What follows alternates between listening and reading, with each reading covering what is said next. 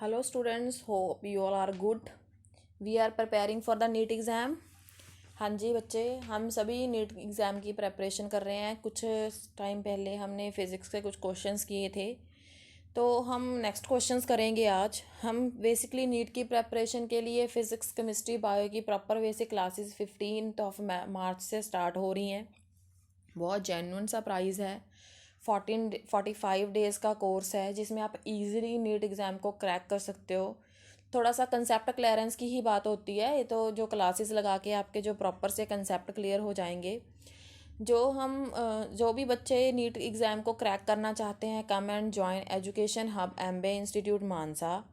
So our contact number is 9463079680.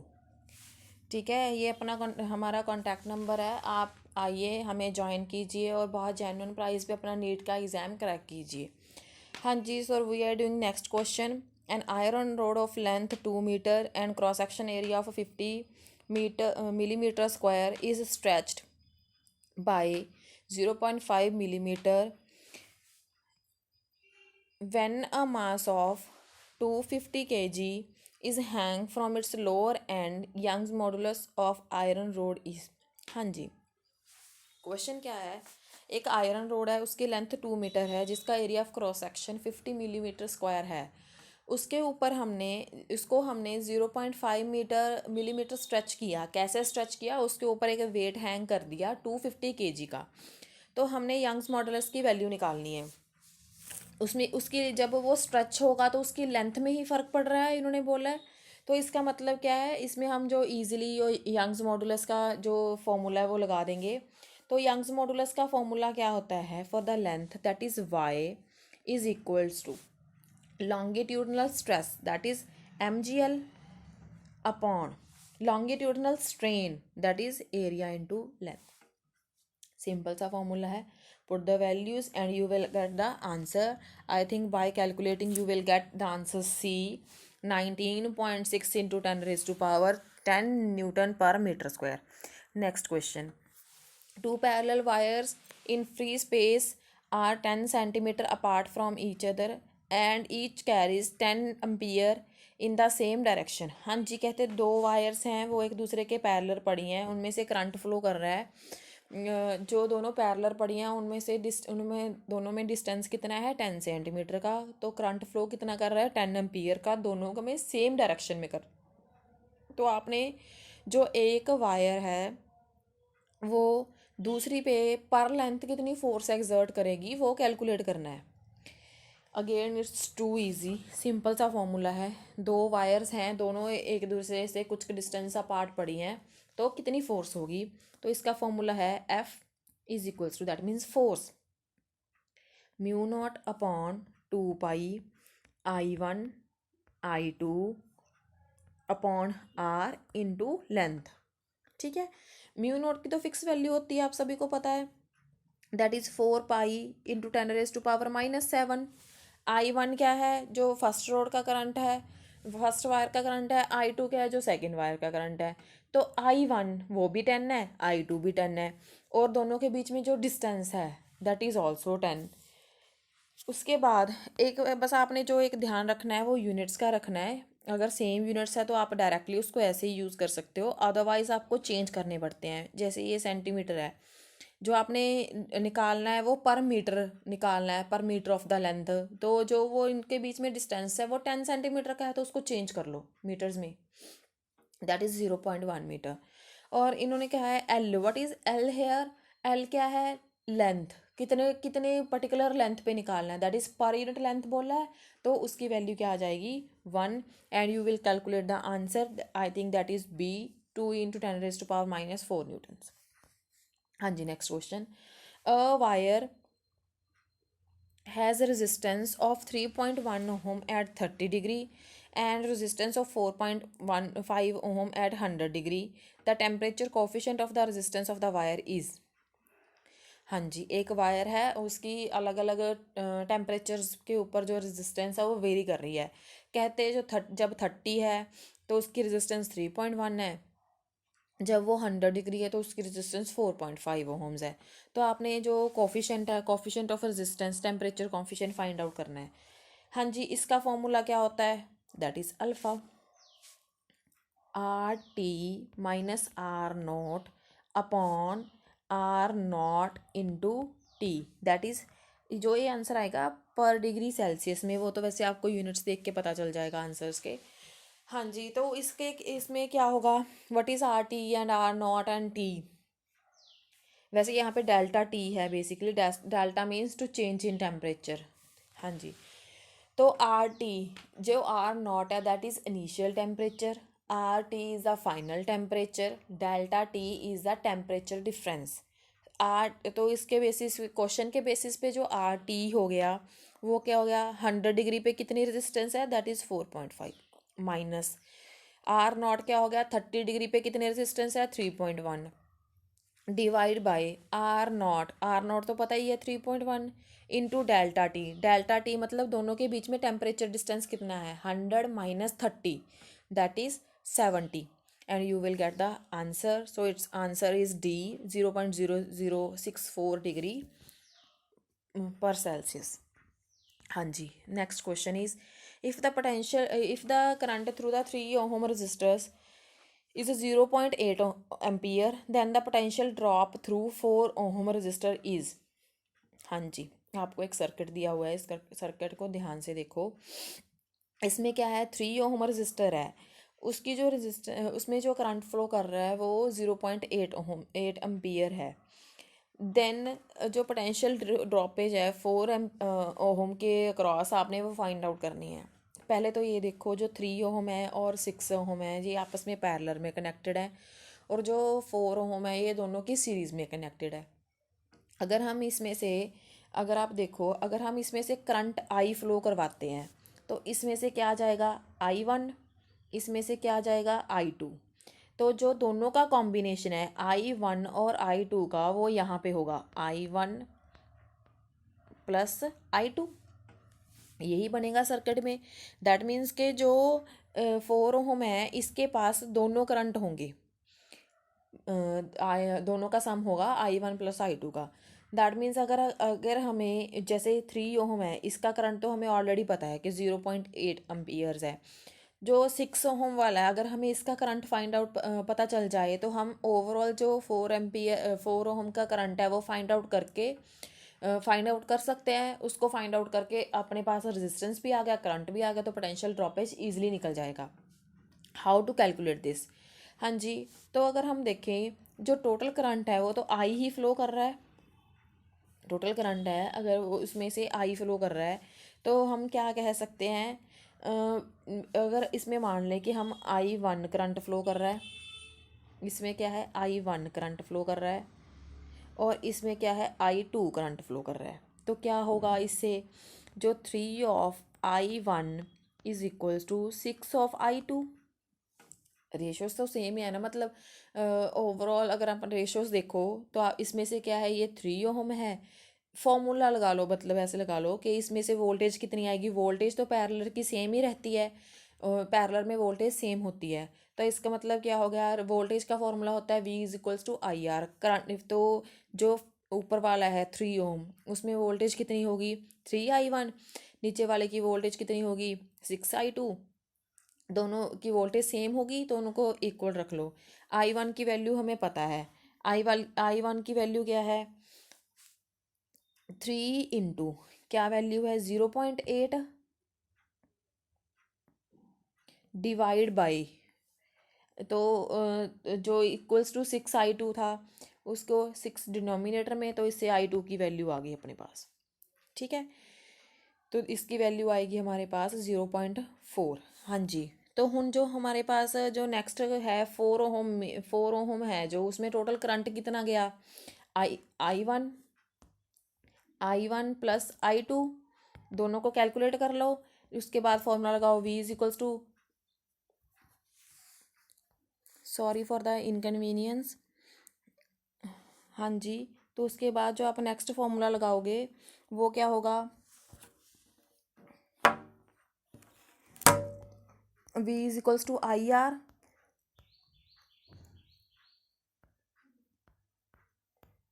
सो उससे क्या है, आप इजीली इसको कैलकुलेट कर सकते हो।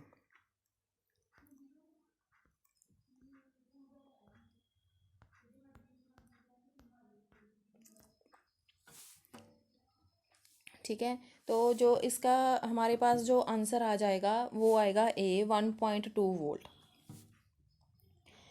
हाँ जी, सॉरी 1.2 एम्पियर अपने पास करंट आएगा, तो जो वोल्टेज की वैल्यू आएगी दैट इज़ सी 4.8।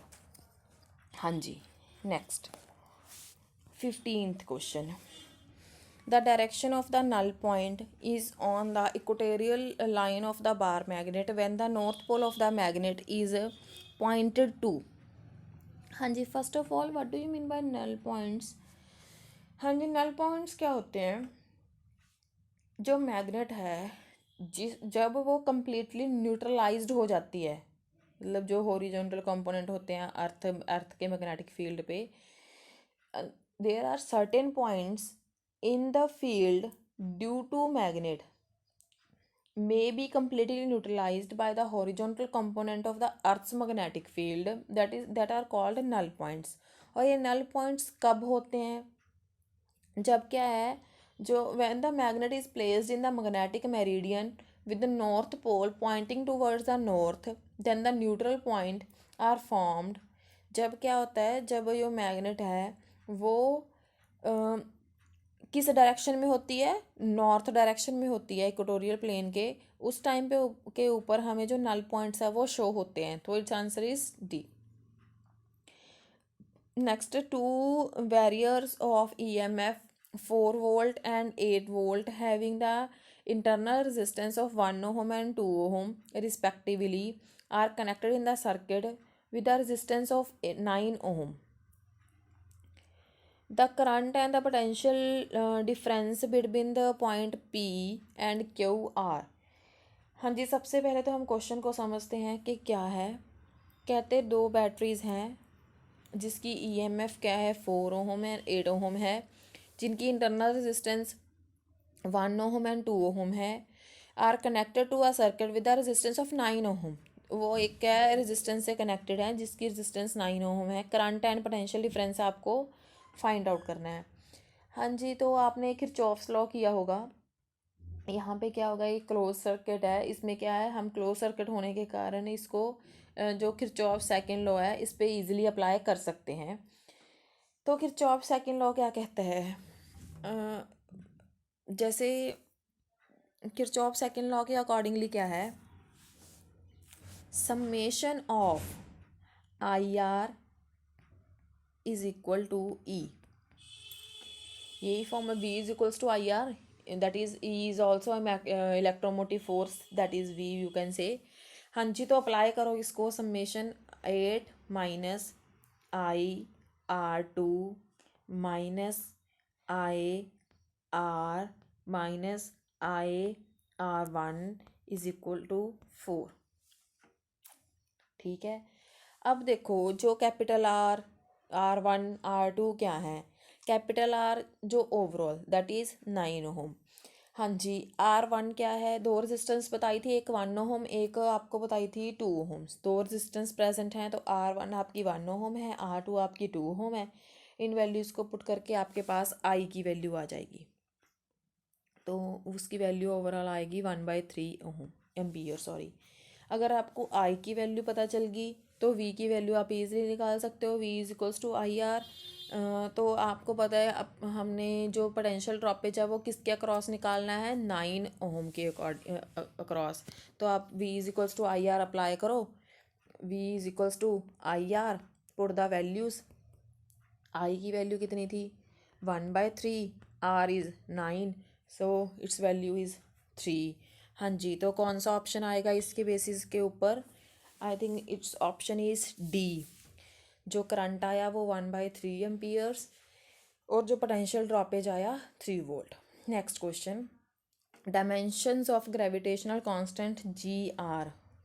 हाँ जी, कैलकुलेट कर सकते हो, बहुत इजी फार्मूला है। फार्मूला होता है जी F is equals to GM1 M2/R²। 9th class का फॉर्मूला है, 9th क्लास से कर रहे हो, तो जी की वैल्यू क्या आ जाएगी, FR² अपॉन M1 M2। इसमें डायमेंशंस पुट करो। फोर्स के होते हैं ml/t-2, आर स्क्वायर के आर के होते हैं लेंथ है, डिस्टेंस है, तो एल स्क्वायर बन गया डिनोमिनेटर में m × m।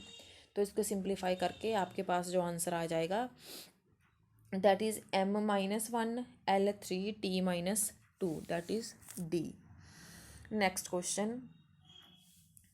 हाँ जी, नेक्स्ट क्वेश्चन है A 30-gram bullet initially travels at 120 meter per second, penetrate 12 centimeter into a wooden block.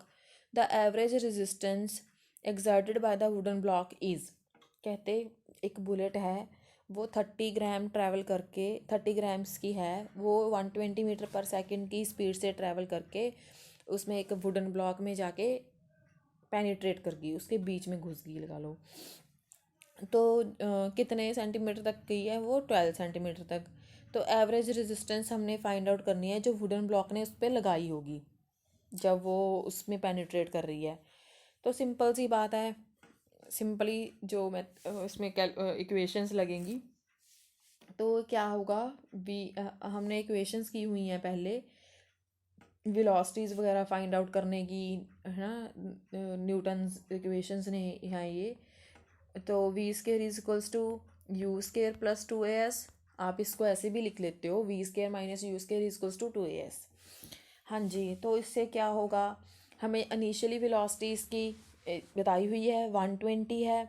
Final में जाके वो ब्लॉक के अंदर चलेगी। अगर ब्लॉक के अंदर चलेगी दैट मीन्स वो रुक गई, तो इसकी जो फाइनल वेलोसिटी है दैट इज़ 0। उसने कितना डिस्टेंस ट्रैवल किया था, जो बुलेट है उसने कितना डिस्टेंस ट्रैवल किया था? 12 सेंटीमीटर। अगर आप देखो जो अपने पास उसके स्पीड के यूनिट्स है वो मीटर पर सेकंड्स में है, तो इसको कन्वर्ट कर लो आप मीटर में, दैट इज़ 0.12 मीटर्स। सो इससे हम एक्सेलरेशन निकाल लेते हैं, यू स्केयर अपॉन 2s का फॉर्मूला लग के अपने पास एक्सेलरेशन आ गई, दैट इज़ -60,000 मीटर पर सेकंड स्केयर। उसके बाद हमने क्या निकालना है कि वो उसने कितनी रेजिस्टेंस लगाई है। रेजिस्टेंस मतलब वो उसके ऊपर फोर्स लगा रहा है ताकि वो मेरे बीच में पेनिट्रेट ना करे। तो वो फोर्स क्या हो गई अपने पास? फोर्स क्या होता है? Mass into acceleration. तो इसमें वैल्यूज़ पुट कर दो। मास क्या है हमारे पास? 30 ग्राम्स है, तो उसको केजीज़ में स्टैंडर्ड में चेंज करना पड़ता है, केजीज़ में चेंज कर लो। एक्सेलरेशन आई थी उसको वैल्यूज़ को पुट कर लो और हमारे पास जो आंसर आ जाएगा वो आएगा 1800 न्यूटन, दैट इज़ ए। हाँ जी, नेक्स्ट क्वेश्चन।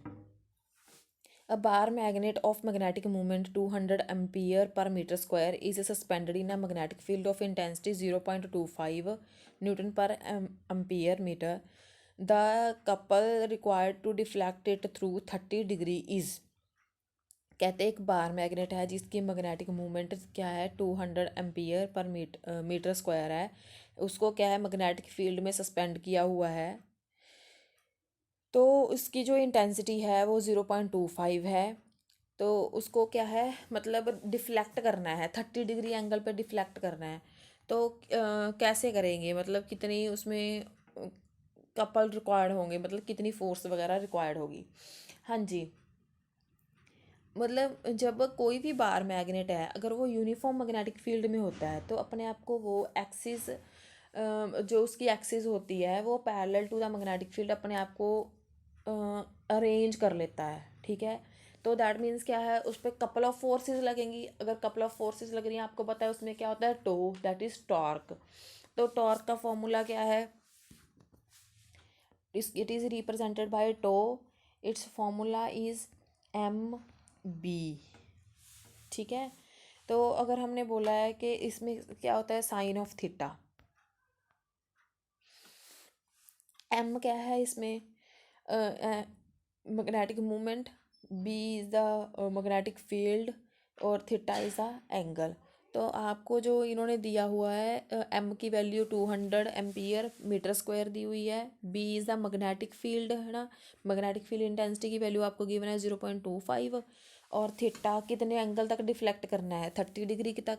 वैल्यूज़ पुट करो और आपके पास क्या आएगा? इसका आंसर आ जाएगा। इसका आंसर आएगा 25 newton metre, that is C. हाँ जी, नेक्स्ट क्वेश्चन। हाँ जी, नेक्स्ट क्वेश्चन है Two magnets, each of magnetic moment m, are placed so as to form a cross at right angle to each other. The magnetic moment of the system will be, कहते जो दो magnets हैं, उन दोनों की magnetic moment m है, उनको हमने ऐसे अरेंज करना है, मतलब ऐसे प्लेस करना है कि जो वो एक दूसरे को 90 डिग्री पे राइट एंगल पे क्रॉस करें। तो मैग्नेटिक मोमेंट हमने बतानी है कि कितनी होगी। हाँ जी, तो मैग्नेटिक मूवमेंट का फॉर्मूला देखो, दो दो हैं, मतलब मैग्नेट्स हैं, उनकी इंडिविजुअली मैग्नेटिक मूवमेंट दी हुई है एम। तो हमने क्या है, ओवरऑल फाइंड आउट करनी है जो नेट मैग्नेटिक मूवमेंट होगी वो क्या होगी। सिंपल था फॉर्मूला इसका भी, एम नेट मैग्नेटिक मूवमेंट क्या होता है, एम स्क्वायर, मतलब इंडिविजुअली जो मैग्नेटिक मूवमेंट होगी उसका स्क्वायर का सम।